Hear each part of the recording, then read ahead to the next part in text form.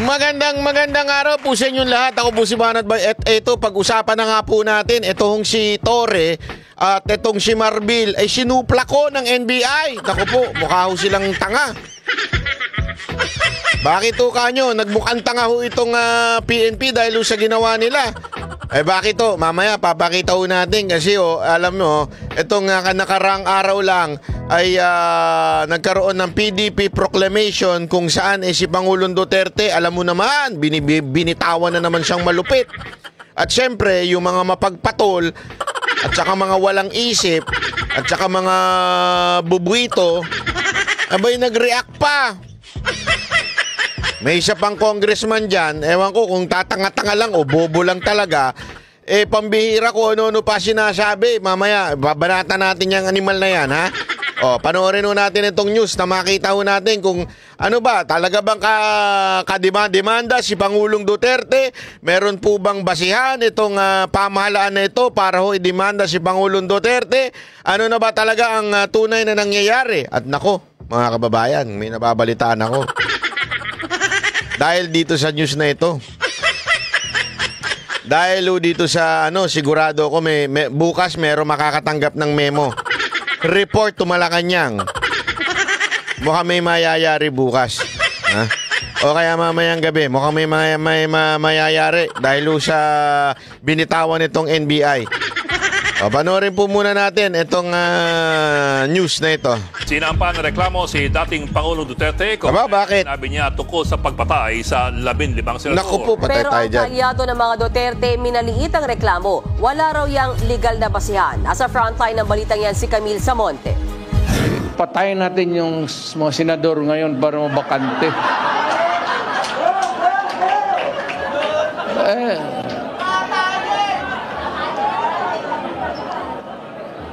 Kung makapatay tayo ng mga 15 na senador, pasok na tayo lahat. Alam mo, ito. Hindi ko maintindihan sa Pilipinas, talaga bang wala na po ba tayong may babalitang matino?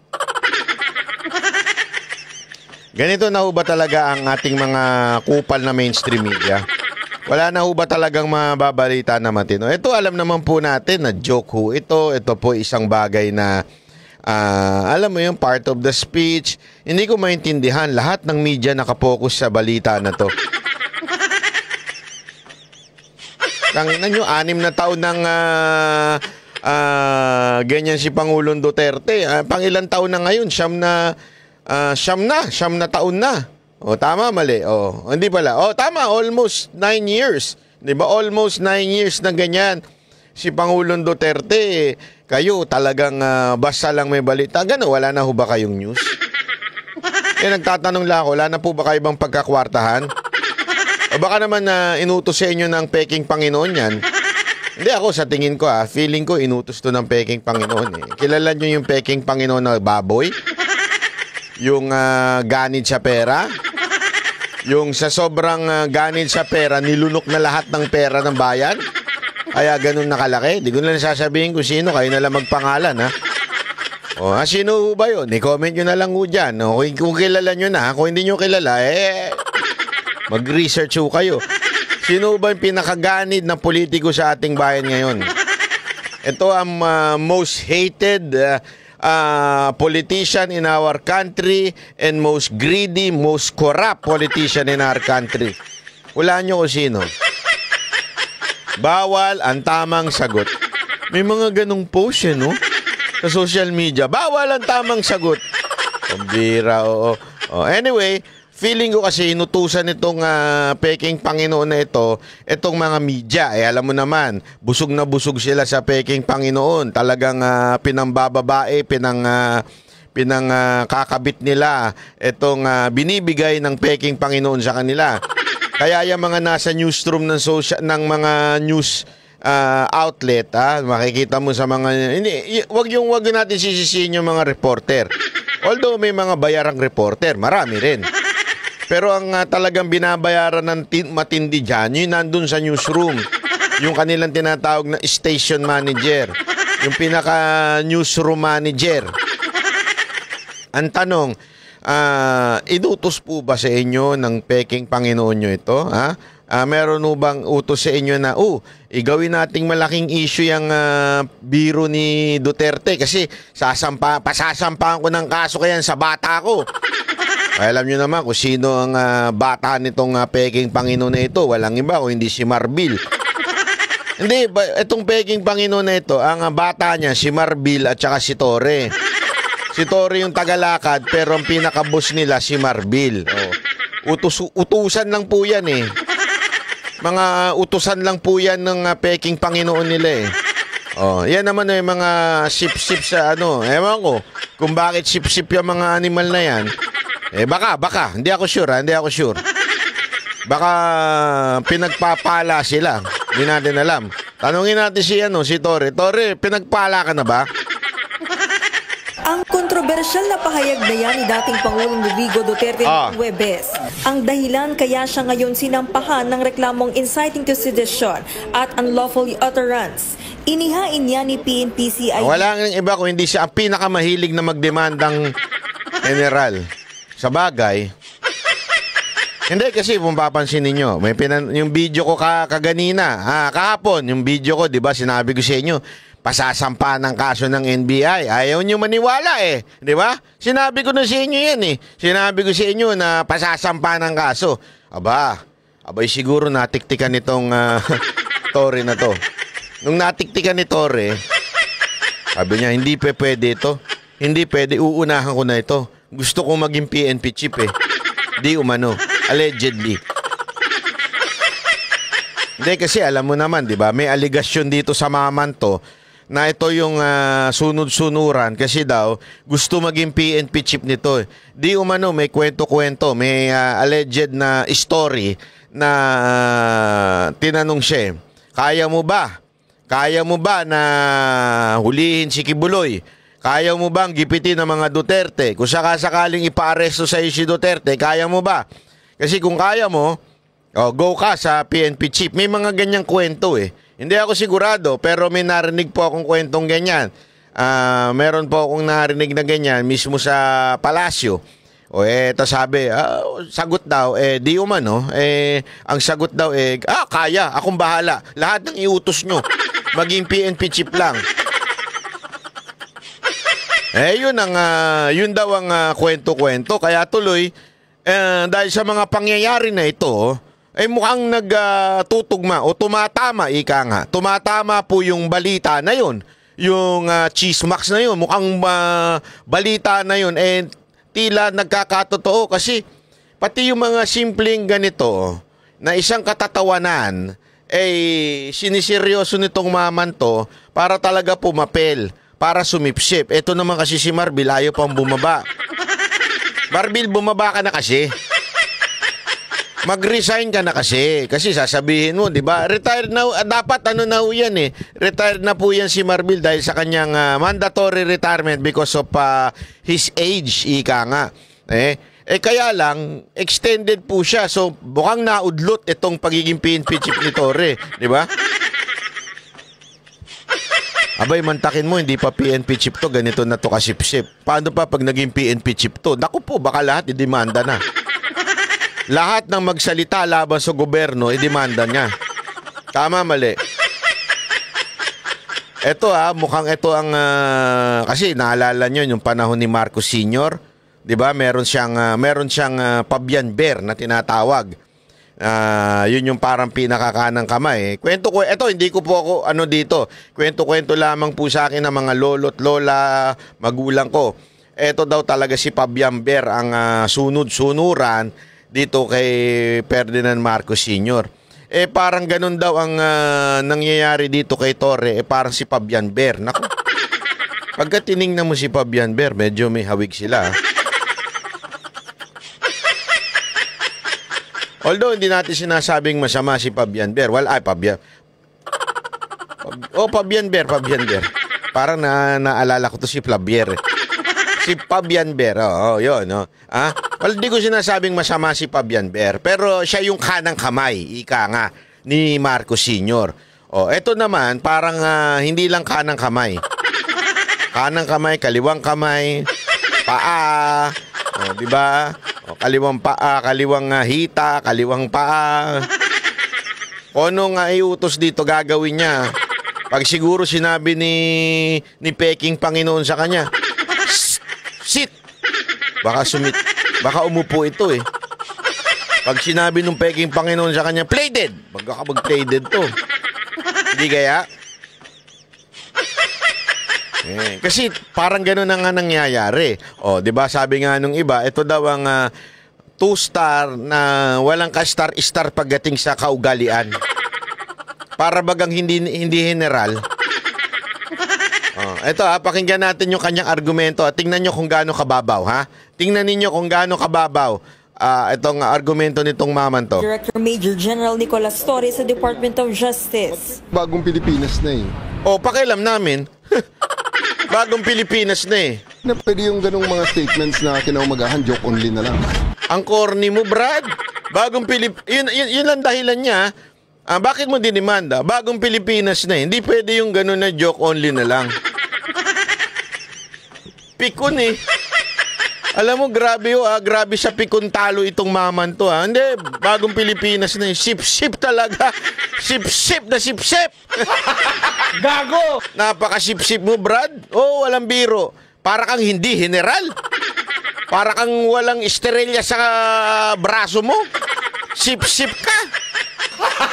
Gago! Sigurado ako kinahihiya ka ng mga kasamahan mong PNP. Sigurado ako, walang biro. Kasi hindi yung ganyan alam mo, pag umastang mga general, hindi ganyan eh. Ang dami kong kilalang general, di ko nalang babanggitin, mamaya pag-initan pa. Ang dami kong general na kakilala, hindi ganyan.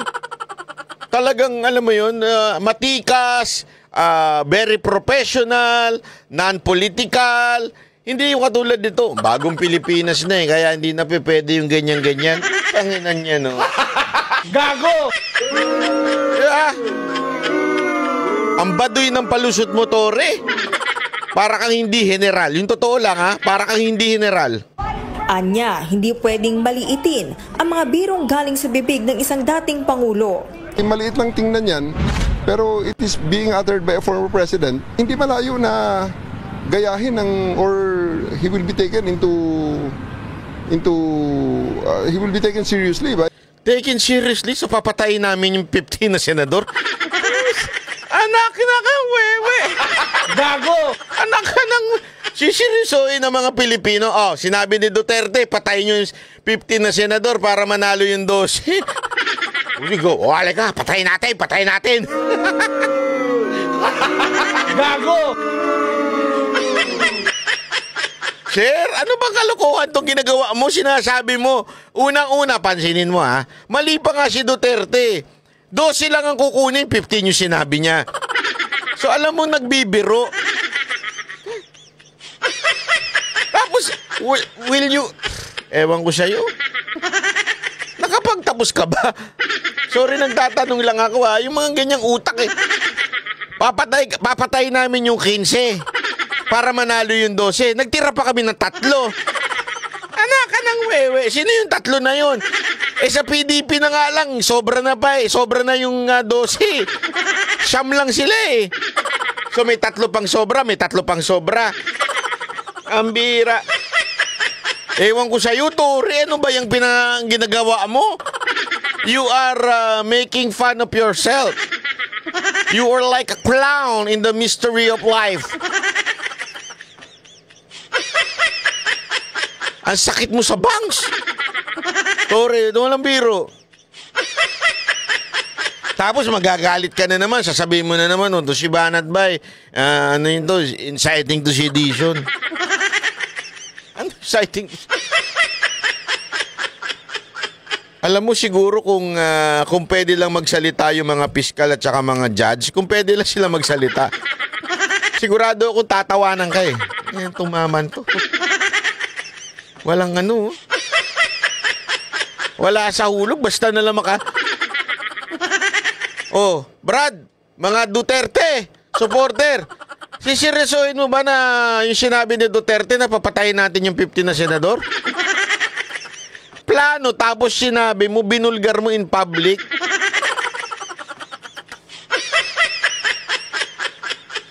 Ewan ko sa'yo talaga, Tori, na patulog na ako, sumakit pa yung bangs ko. Hindi, patulog na talaga ako eh. Tapos ganito yung mapapanood ko. Katatawanan ka talaga sa PNP. Alam mo, ito lang masasabi ko. You and Mr. Marbil is the most disgraceful PNP generals na dumaan sa ating bayan. Kayo talagang nakakawalang galang ng mga general sa ating PNP. Ang daming ko kilalang mga PNP official at sinasabi nilang hiyang-hiyan sila sa inyo. Masyado nyo kasing masyado nyo sinisip-sipan itong gobyerno na ito. Masyado kayo sumisip-sip kay Peking Panginoon. Oo, halata tuloy, halatang halata. His blind supporters. Kahit nga Blind supporter, kayo nga dyan ng... Paano na kami naging blind? Kung sasabihin mo blind kami. Kami nakikita namin ang totoo. Ano yung totoo na yun? Na yung bagay na yun ay joke. Walang Duterte supporter siguro magsasabing, sige, sabi ni Duterte, patayin yung 15. Bukas na bukas din, papatayin namin yung 15. Ewan ko sa'yo. Meron po ba ditong Duterte supporter na naisip niyo yung, sabi ni Duterte, patayin yung 15. Bukas patayin na natin, ha? Meron po ba Duterte supporter na ganun mag-isip dito? Dahil ako, sigurado ako, confident ako, lalong-lalo na pag ikaw banateros ka, hindi mo maiisip na seryoso yun. Wala! Ewan ko sa'yo. Kung saan mo naisip yan. Nako. Pangulong Bongbong Marcos, pinatulan ang sinabi ni Digo. O isa pa to, mapagpatul din, ewan ko sa'yo. Para kayong mga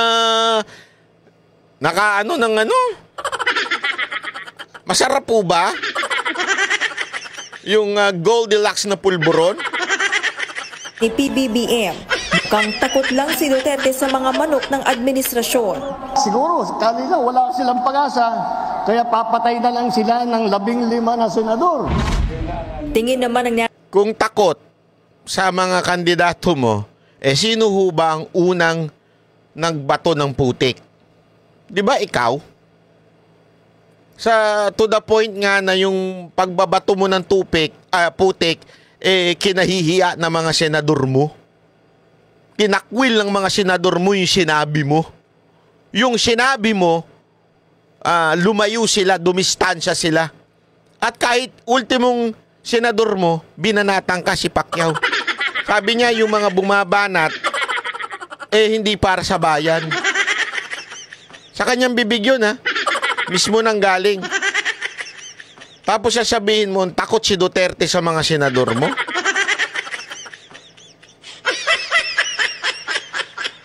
O hindi mo lang naintindihan na yun ay isang joke? Bakit nawala na yung sense of humor ninyo? Ganyan po ba talaga pagka gumagamit ng teleprompter? Kala ninyo kung teleprompter. Gumagamit naman po talaga si Marcos ng teleprompter. Yung binabasa. Kala ninyo, ha? Hindi kasi siguro, binabasa lang niya yung komento niya kaya wala siya sa hulog. Kaya tuloy ang tanong ko, ganyan po ba ang logic ng isang taong gumagamit ng teleprompter? Linawin natin, teleprompter, okay? National Bureau of Investigation, propaganda lang ang sinabi ng dating Pangulo. I don't think na hanggang ngayon may kakagatid pa rin ng... Grabe, no? Kung papakinggan mo ito, very negative. Kaya nga alam mo, papanood ko sa inyo yung buong sinabi niya. Hindi ho negative ang sinabi niya. As a matter of fact, kinontra niya yung mga nagsasabing dapat idemanda ito si Duterte. Kinontra niya ho. Kaya nga feeling ko bukas sa bukas may memo to. Bakit di ka sumakay? Kita mo na nga sabi ng presidente, di ba? Nagsalita ng presidente, ba't di mo sinakyan? Feeling ko, nauna yung interview kay Director na Santiago bago yung balita na nagsalita si Marcos. Siguro, baka hindi niya napanood. Yari ka ngayon kay Mrs. Ay, kay Mrs. Oh, tama, kay Mrs. Papatawag ka niyan. Oy! Hi, Miss Santiago, Bakit yung ganyan? Hindi ka sumusunod. Kay Bonnet. Palitan na yan. Oy, Remulla, palitan yan. Wawa ka naman. Mga mamamayan, yung kanyang mga panawagan na patayan na lang ng patayan. Tinabla naman siya. Ito na yung mga mga wala sa hulog na congressman. Hoy! Ito mga congressman na ang kikitid ng utak. Feeling ko nung bata ito, baka, hindi ako sure. Tanong natin, congressman, nung bata ba kayo nahulog kayo sa hagdan? At nauna ulo ninyo? Ako nagtatanong lang Kasi parang naalog. Parang naalog yung mga logic nyo. Oh. Kaya tanungin natin, malay mo kasi maintindihan ko, baka mamaya sabihin nila pagka pinuna natin, wag naman yung anuhin, nahulog lang ako sa hagdan. Gago! Hindi kasi yung pinuna yung isang iwi, di ba? Yung isang nakaganon. Nung sobrang pinuna na siya, bigla na siya nagpaawa factor. Sabi niya, ano ako stroke survivor ako kaya ganyan yan. Hindi, alam mo, tinatanong lang naman kasi ang daming ngayong uwi May congressman dyan, ngiwi din. Oh, tapos merong tumatakbong senador na sekretary, ngiwi din. Parang uso ngayon ng ngiwi. Yung presidente natin, ngiwi din. Ano ba talaga? Gago! Hindi ako nagtatanong. Nagtatanong lang sa mga doktor. May doktor po bang nanonood dito? Meron? Pakitanong nga, meron po bang sakit na viral, yung virus, ika nga, na pag tinamaan ka, nagiging iwi ka? Ganun ka? Meron po ba tayong doktor na nanonood dito? Pwede po ba niyong pakisagot? Pakisagot at ilagay nyo na rin Doctor of uretologist? Ano ba yun? Obogina? Anong doktor kayo? Pakisagot kung meron po bang sakit na kung saan pag tinamaan ka nagiging iwi ka nang maiwasan. Gago! Alamin na natin dito sa dalawang ito kung sila ba ay kasi para nililinaw ko lang tanungin na muna natin, baka mamaya pinipintasan natin yung kanilang logic biglang sasabihin nila, hindi po talaga, nangyari lang po kasi pasensya na kung ganito yung logic namin kasi nalaglag po kami ng hagdanan na taumpog yung ulo namin. Siguraduhin na natin. Baka mamaya biglang magreklamo sila after na ilabas natin tong video. Nauntog po ba kayo? Nalaglag po ba kayo sa hagdan at nauntog kayo? Kasi yung logic ninyo parang pang ano lang pang Ninyo Barsaga. Tsaka pang yung logic ninyo pang pangalan ito, pang Coach Jarrett lang.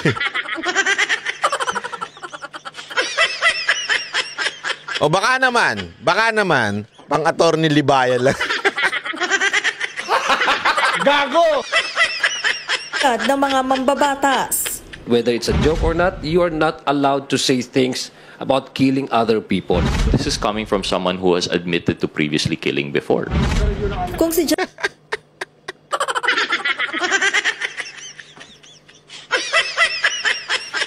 Alam mo mga hindi abogado no? Alam mo hindi mga abogado. Bakit to? Guilt is personal. Kung may gusto kang patayin at sinasabi mong papatayin, first of all, you have to name it. Oh. Tapos meron pa siya sinabi nung papasabog. Hindi niya binanggit kung saan. Sinabi niya bang Senado? Wala siyang binanggit. Di ba? Kung magpasabog, ano yung papasabog ba siya ng bomba? Eh kung magpasabog lang siya sa banyo kasi natatay siya. Alam mo, wag po kasi kayong nakaka-irita ito mga pagka hindi kayo abogado, shut up na lang.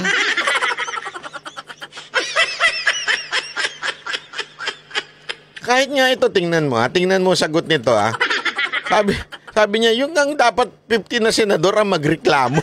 Sino yun? Diba? May punto siya Ang kung talagang gustong i-demanda, magreklamo, dapat yung 50 na senador ang magreklamo. Bakit kayo mga congressman na nagre-reklamo? Utangin na yan, shit! Hindi kayo minumura ko That is just an expression of disappointment. Sa Secretary Boying Rimulya naman ang tatanungin, mas mabuti raw kung mga senador talaga ang magrereklamo. Yung kasi ang punto dun Yung senador ang sinabihan papatayin. Bakit kayo mga congressman na nakikialam? Ano, bawat sip-sip nyo merong ayuda? Bawat sip-sip nyo may bonus? Yun po ba yun? Kaya kayo daldal ng daldal? Kahit di nyo na area, daldal pa rin kayo ng daldal?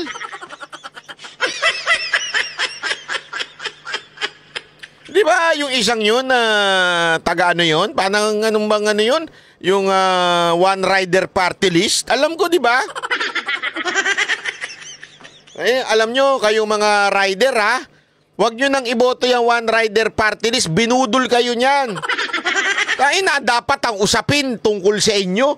Walang pinag-usapan niyang mama na yan kung hindi politika, kung hindi si Duterte. Walang ginawa yan kung hindi... Wala namang ginawa yan para sa inyo. Niloko lang kayo niyang one rider party list na yan. Kung gusto nyo talaga na may magawa sa inyo, iboto nyo lang si Busita sa Senado. Sabi ko nga sa inyo hindi ako tumitira ng walang basihan. Mas gugustuhin ko pa si Busita tumakbo na manalo na lang sa Senado kesa ito na manalo pa sa Kamara. Hindi naman kayo pinirepresenta niyang mga rider Ano ginawa niyan sa atin? Ako rider din ako. May ginawa ba yan? Wala naman Naiinit niyo ulo ko themselves complain, then we have reason to act on the matter. Kasi syempre sila yung sila yung endangered ng... tingnan nyo na. Sila talaga Bakit ang sumasaw-saw suka dito mga kongresista na to, tsaka to si... Ewan ko sa'yo, Tori? Pag nakikita ko talaga pagbumukha mo, sarap mong pero hindi ko gagawin. Ang sarap mong... Hindi, ito walang biro Tori, pag nakikita mukha mo, sarap mong murahin pero hindi ko gagawin. Hindi ko gagawin, ayoko. I will not go down to your level. Pero sarap mong murahin pag kasi alam mo kung bakit? Bakit?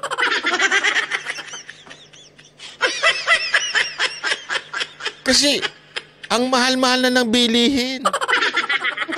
Kailangan na murahin. Murahin ng bilihin. Sa PNP. Kasi parang nagugutom na kayo. Kaya kailangan murahin na yung... Murahan pala. Sorry, hindi murahin. Murahan na yung bilihin. Baka kasi mamaya, gutom lang yan.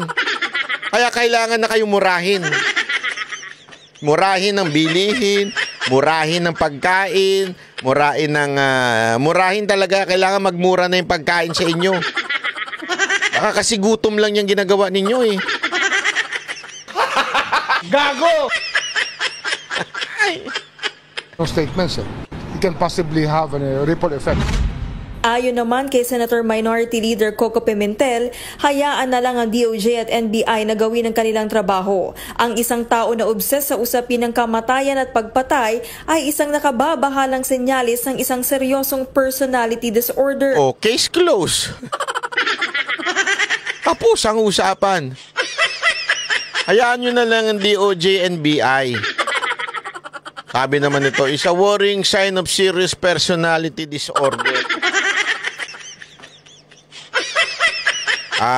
Mr. Senator Coco Pimentel, for your information, I would rather go with serious personality disorder na nag-ayos ng bansa natin kesa sa ngayon Hindi nga ganong nagsasalita ng papatayin, hindi nga nagsasalita ng quote-unquote serious personality disorder kind of words, pero nagmukha naman tayong tangang bansa.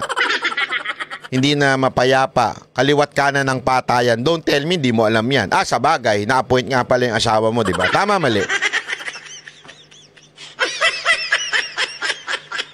Mahirap ka mag-comment laban kay Marcos, ni-appoint yung asawa mo. Tama ba ako? Mahirap talaga. Pero one thing is for sure, this person na tinatawag mong with serious personality disorder, siya ang nag-ayos at nagbigay order sa ating bansa. Di ba? Yun ang totoo. Pero yung sinisip-sipan ninyo at nag-appoint di umano sa iyong asawa, tama? Yan ang cause kung bakit nagkaroon ng pagbagsak sa ating ekonomiya. Ano pa? Kung bakit nagkaroon ng sabihin na nating pagtaas ng krimen, kaliwat kanan. Huwag niyo sinasabi nung data-data nyo. Yung data ninyong puro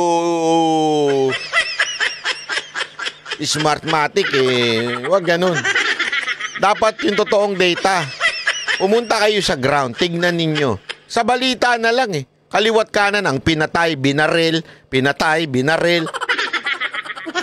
Pag mapapansin mo, puro mga inosenteng tao yun. Pero dati, nung panahon ni Duterte, adik, natagpo ang patay. Pusher, natagpo ang patay. Ngayon, hindi. Bakit? Mahirap patayin ng mga pusher at drug addict ngayon at saka mga drug lord. Bakit? Pulis na Yung iba sa kanila, pulis na. Gago! Tuloy natin. Ang kaalyado naman ng mga Duterte na si dating presidential spokesperson Salvador Panelo, bumanat kay Torre. Isaan niyang Torre, naka-ignorantehan ang yan. Ano mo na, itagalogin natin. Torre, isa kang ignorante. Gago! Kasi nga, nagmamagaling ito. Torre, mag-aral ka nga ng abogasya para pa hindi ka nagmumukhang ignorante sa pagpunta mo ng korte pa ulit-ulit. Wala rin daw saysay ang reklamo nito. Kulang daw ito sa legal na basihan at katawa-tawa. Ay, talaga. Giit pa ni Panelo, hindi gaya ni Torre, may common sense at alam daw ng mga senador ang anyay. Oo. So, para mo sinabing walang common sense si Torre, Panelo. Attorney Panelo, yung sinasabi mo? Walang common sense si Torre? Agree ako dyan. Gago! Duterte Joe, maituturing nga raw na papuri sa mga pambato ng administrasyon ang sinabi ng dating Pangulo. Gusto lang daw bigyan diin ni Duterte na malakas at mahirap talunin ng mga senatorial candidate ng administrasyon. Nagbabalita mula sa Frontline, Camille Samonte. Ayan, ito. Maganda ito. Ito. Mukhang dito matatapos ang karir ni NBI Director. Mukha Kasi as in, ginawa niyang ignorante si Marbil at saka si Torre.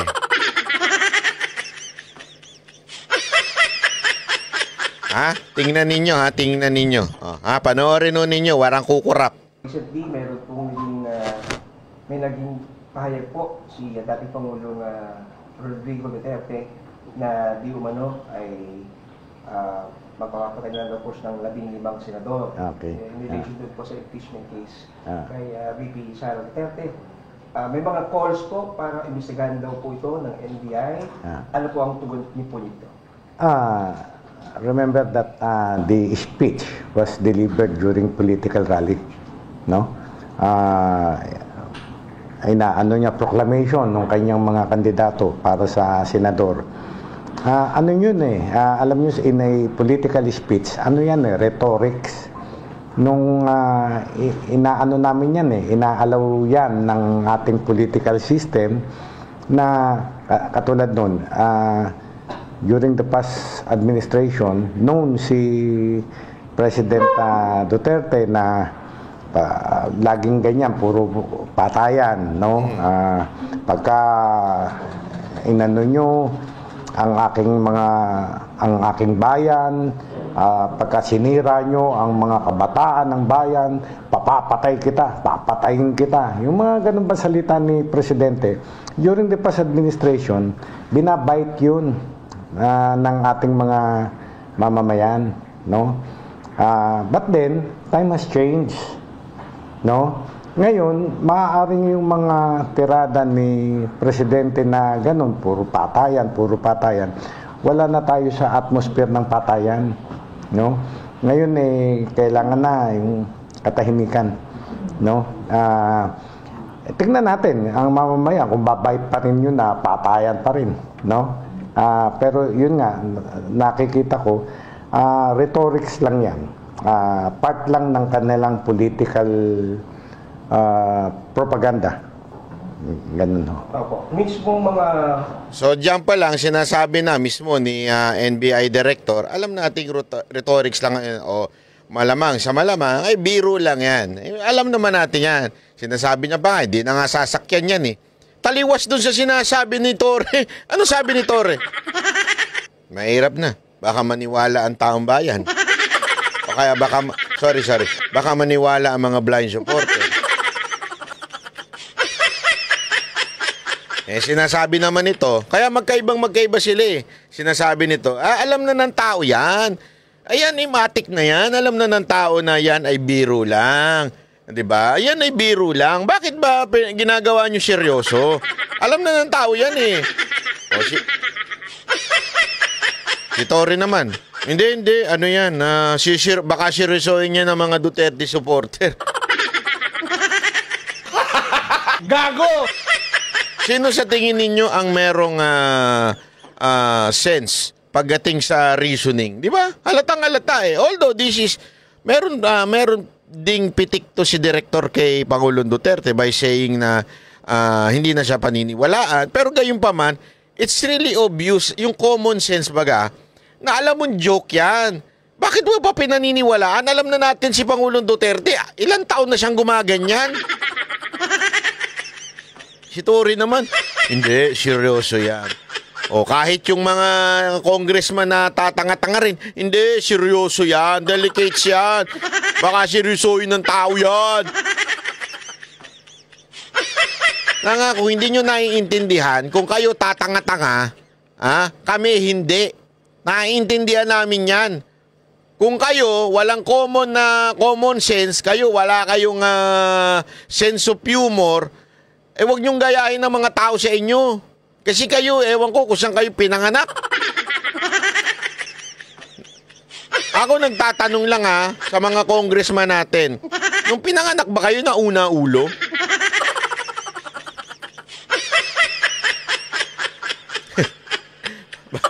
Ay, bakit? Talaga naman nauna ulo. Tama ba nauna ulo? Hindi kasi baka nung nakuha yung ulo, paghatak na ganun, nahatak pati utak nyo. Tuloy, nagrambulan sa loob yung utak nyo. Congressman po like yung mga si Congressman Adyong, nagbanggit po na dapat daw imbestigahan ng NBI dahil na binantaan daw po itong dating Pangulo ang mga senador. Ano pong thoughts niyo po doon? Tingnan niyo itong sagot na ito Yari ka ngayon sa budget ng NBI. Yayari ka ng budget. Bakit? Tinanong. Kasi itong isang congressman parang nabanggit niya doon si Adjong daw parang dapat imbestigahan ng NBI. Siya yung unang humirit Tingnan niyo yung sagot nito ni NBI Director alam nyo, ang binantaan 15 senador. Hindi natin malaman kung sino dun sa sitting senators o yung bang kakandidato na senators. Tapos, mawalang galang na kay Congressman Adyong at sa iba pa na congressman natin, nag-i-instigate sila na mag-imbestiga ang NBI. Hindi naman sila yung tinatakot yung mga senador Dapat yung mga senador, kung sino man, silang magreklamo. Mga mga congressman, makinig kayo! Anak kayo ng tutsang kalabaw, Hindi naman kayo yung binantaan. Bakit ba kayong daldal ng daldal? Ano na? Nga kayo. Di ba? Hindi kasi kayo yung binantaan tapos kayo yung daldal ng daldal. Di ba? Wag na kayong magmagaling. Bira, oo. Eto. Alam nila na sila yung tinatakot na ipapapatay. Ganun po eh. So, ibig sabihin po ngayon, hindi po muna tayo magkasagawa ng investigation unless may mag-complain po? Yes. Alam nyo, yun nga, sinasabi ko sa inyo, part yan ng political propaganda ng isang political party. Mag-deliver ng mga rhetorics. No? Ganun. But nevertheless po... Alam mo kung bakit ganito siyempre, una-una, alam ko, naging judge ito eh. Pero, ang kasi, pagiging abogado, kailangan alam talaga. Hindi pwede yung, gusto kong patayin yung 50 na senador. Magdedemanda ka. Grave threat yun. Sinong gin-grave threat niya? Napaka-importante kasi na-identify yung tao eh. Hindi pwede yung ganun. Ewan ko bakit ba itong mga congressman natin bobo talaga.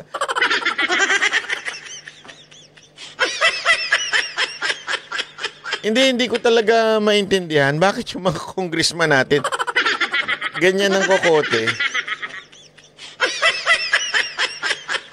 Pwede ba mag-aral muna kayo ng batas? Nakakahiya kayo eh.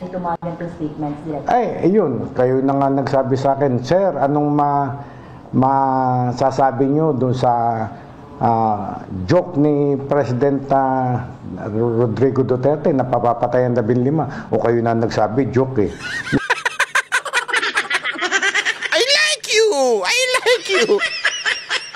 I like you, sir. I like you. Hindi, ganda ng di ba? Ano masasabi nyo sa joke ni Pangulong Duterte? Alam nyo na nga joke. Kailangan pa nating pag-usapan. Pambira kayo. Ang ganda ng sagot mo, sir. Bukas na bukas, may memo ka na mula sa Malacanang. Oy, tanggalin yan. Wala yan sa script natin. Yari ka kay madam. Si madam pa naman ang namumuno ngayon. Hindi kayo accepted ninyo, na-joke lang yun. No? Ganon. Magaling mag-deliver si Presidente. Ako po, sinabi mo po magaling mag-deliver. But then, tingnan natin kung kakagatin pa ba yun ng mamamayan ngayon. Di ba? Pero, Director... bukas na bukas, sir. Lagot ka. May matatanggap kang tawag mula sa Malacanang. Bakit ganyan ang sinabi mo? Hindi mo narinig yung si Bonnet? Sinabi ni Bonnet, di ba? Ba't ganyan ang sinabi mo? Sa mga nagsasabi din po ng ginawa kong aktor ng NBI nung kung kay VP Sara naman po. Agad pong nagkaroon ng effort ng NBI para imbestigahan po ito at nauwi na po sa pagpapile ng kaso. So, ano naman po silang kaibahan po nito? Masyadong magkaiba, no? The joke of President Digong was delivered in a political rally. Yung pagkaka-deliver naman ni Vice President Sara ay nagpatawag talaga siya ng press con at sinabi pa niya at pinangalanan niya kung sino yung mga dapat patayin. The President, the First Lady, and the Speaker of the House. At sinabi pa niya, no joke, no joke. Contrary dito sa deklarasyon ni Presidente Digong, ay kitang-kita ng tao na nagjo-joke lamang siya. Part lamang ng rhetorics ng political speech. Yan. Ayan malinaw. Hindi kasi alam mo, sinasabi nila, tinutulad nila ito doon sa ni VP Sara Duterte, which is mali pa din. Sa tingin ko marami rin namang abogado nagsasabing mali naman din yung grave threat na yon kasi there is a conditional kung mapatay na siya. Okay? Pero gayon pa man, the difference is pinangalanan ni VP Sara Duterte daw. Ito nga, dito pa lang, kitang-kita mo na kung gaano ka-ignorante itong mga mambabatas natin at higit sa lahat, itong si Torre. Alam mo na eh. Alam mo nang hindi pinangalanan.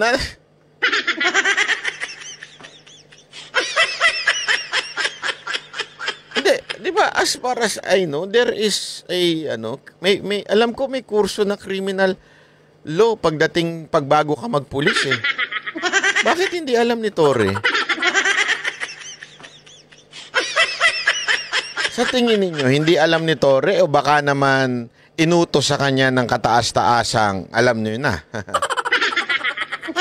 kataas-taasang Panginoon.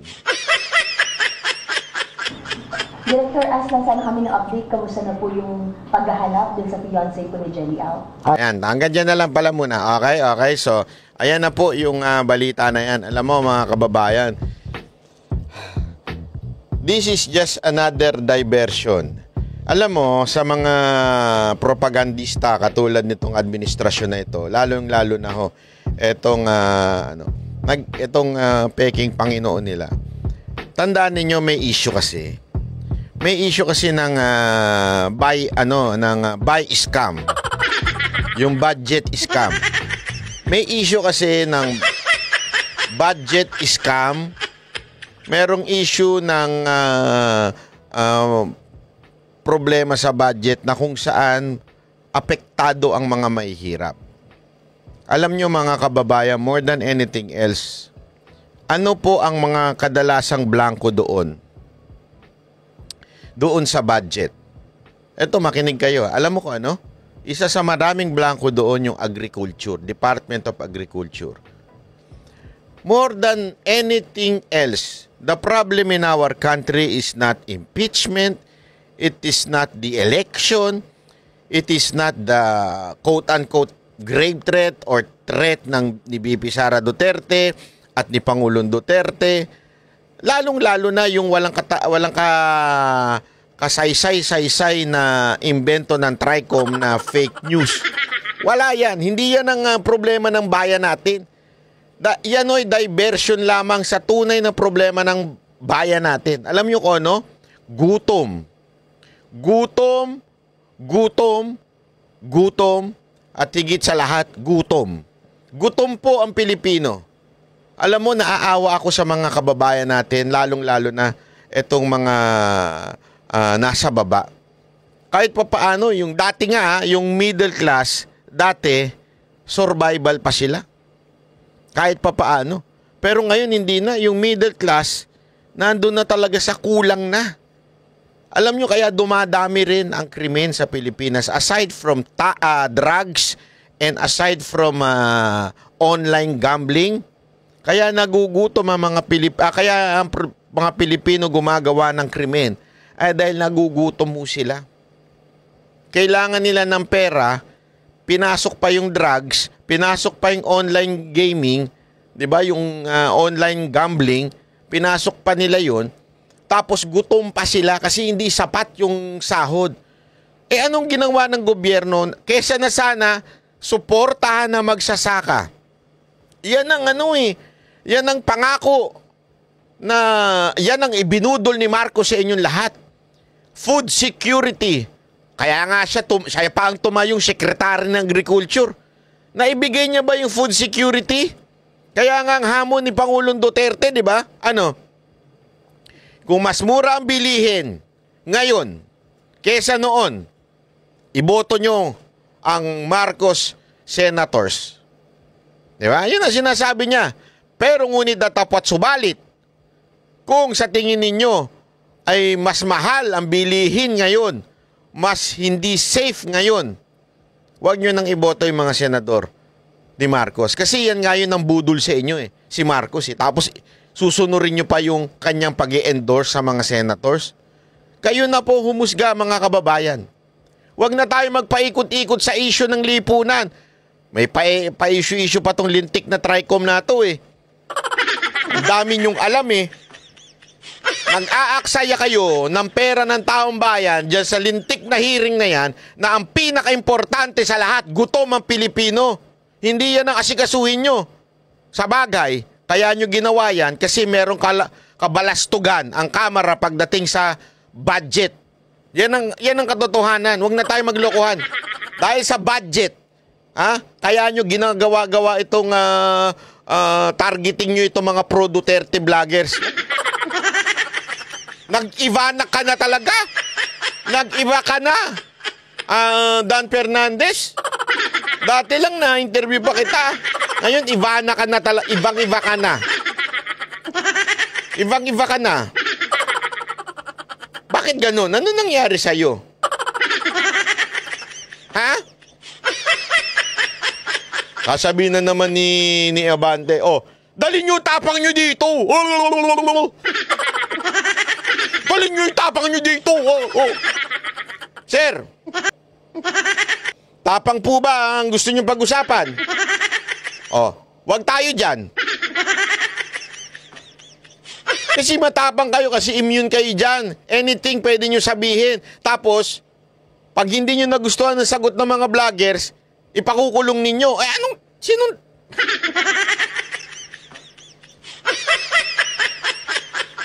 Parang ganito Parang ganito Parang ganito, sir. Makinig ka ha. Yung lengguwahe mo, hindi ko gusto Para ka ng hamon ng suntukan. Okay? Sa isang kapitbahay mo, pero ano sinabi mo? Halika dito, punta ka dito sa bahay, suntukan tayo dito sa loob ng bahay. Tapos, nandun yung tatay mo, mga 10 mong kapatid, na barumbado, mga basagulero, nandun sa loob ng bahay mo. Tapos, nung hindi pumunta yung kaaway mo, ano sasabihin mo? Puro kayo tapang, dyan lang pala kayo. Ba't di kayo pumasok dito? Pakita nyo tapang nyo. Anong katarantaduhan yun? Tama po ba ako, Mr. Abante? Tama po ba? At saka ganyan ka umasal, bishop ka pa man din? Anong klaseng asal yan? Asal ba ng tamang bishop yan? Nakaka-Istanbul ka eh. Di ba? Ano ba talaga panawagan mo? Panawagan mo ba mag-preach ng gospel o mambuli ng umaatake sa inyo? Linawin mo. O gumaganti ka kasi nasaktan ka kay Joey. Joey kasi. Nasaktan nata si amuin mo na. Pikon eh. Anyway, mga kababayan, manood lang kayo lagi dito sa mga Banateros at saka mga Duterte vloggers. Malay nyo, one day hindi na kami oposisyon. Anyway, maraming salamat po. Ako po si Banat. Bye! Yan ang Banateros, boses ng ordinaryo Pilipino. Banateros ay walang